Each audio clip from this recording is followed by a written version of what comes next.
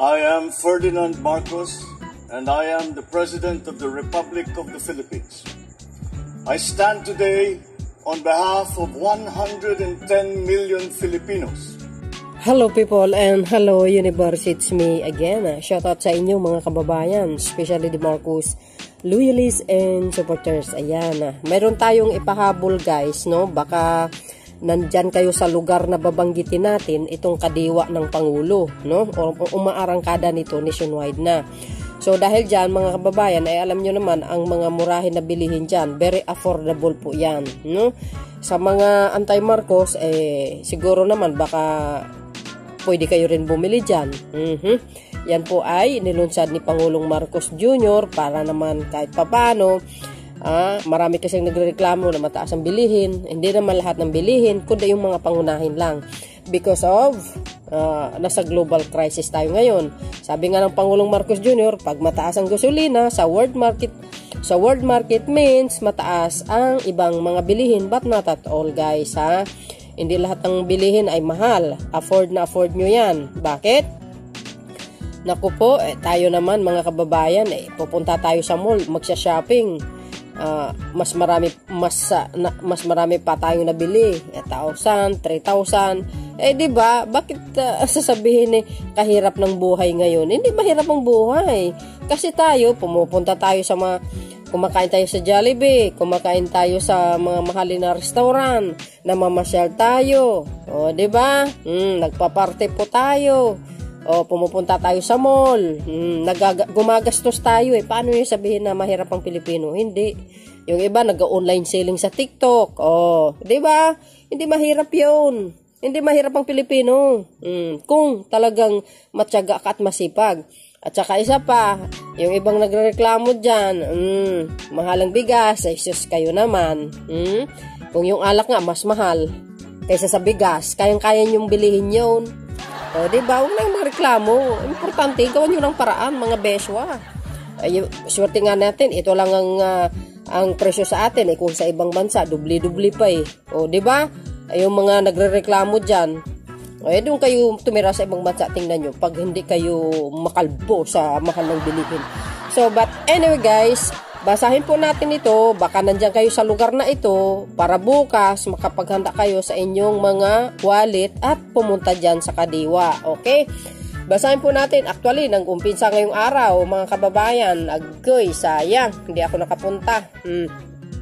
Sabi dito ng Presidential Communication mula February 28 hanggang February 29, bukas ang kadiwa ng Pangulo sa Caloocan, sa Calooa, sa mga taga-Caloocan, Mandaluyong, Malabon, Valenzuela at Maynila upang magatid ng kalidad at mas abot kayang mga produkto sa mga mamimili. Ayan guys, tingnan nyo ito. Scheduled in Metro Manila ito February 28 to 29, kanina. Ngayon ko lang kasi nakita, hindi ko nahabol. Q Barangay 103, 8th Avenue, Grace Park, East, Caloocan City. Sa Caloocan yan. Ito naman isa, Manpower and Technical Vocational Training Center, Welterbell. Ayan, tama ba? Compound, Barangay, Addition Health, Mandaluyong City. Sa Manila City naman, ayan, sa Manila City Hall. Inner Count 369 Antonio, ayan, Villegas Street, Barangay 659, Ermita, Manila naman. Barangay Potrero, Barangay Hall in front of Pinagtipunan Circle, Potrero, Malabon City. Ayan, Dalandan Community Complex, ayan, number 53, Stephen South, Barangay Dalandanan, Valenzuela City. Come and visit us. Tomorrow na yan, guys. Kung nandiyan kayo sa lugar na yan, why not? Pumunta kayo doon, Ito actually kanina, guys, ito. Dyan, ito guys, sa naman ito? National Irrigation Administration Region 7 ba ito? Central Visayas naman ito.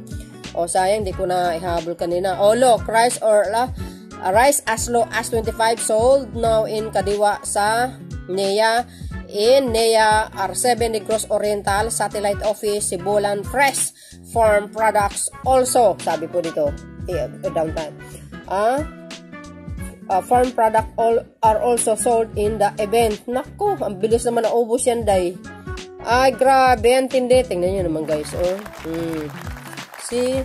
at least kahit papaano nakakatulong, 'di ba? Pag na tayo magreklamo mga kababayan, ang importante gumagawa ng paraan itong gobyerno. Kaysa naman puro kay paninira, grabe naman kayo. Kung gumanda naman lalo ng husto itong ekonomiya ng bansa sa pamuno ni Pangulong Marcos, nako, huwag niyo sabihin hindi kayo makikinabang. Lahat tayo makikinabang. Anong klaseng kulay ka? Pati yung mga nagbaba sa akin dyan, makikinabang din yan. Diba? Ang isipin nyo, yung isa ngayon, kalimutan nyo yung mga nakaraan. Kung ano may ang kinagagalit nyo sa mga administrasyon ngayon, sus nako. Anong mapapala nyo? Wala kayong mapapala. Di ba? Mas maganda, focus sa pamilya, magtrabaho mabuti. Ayan, pumunta kayo sa Kadiwa, magdala kayo ng basket. Punuin nyo yung mga basket nyo.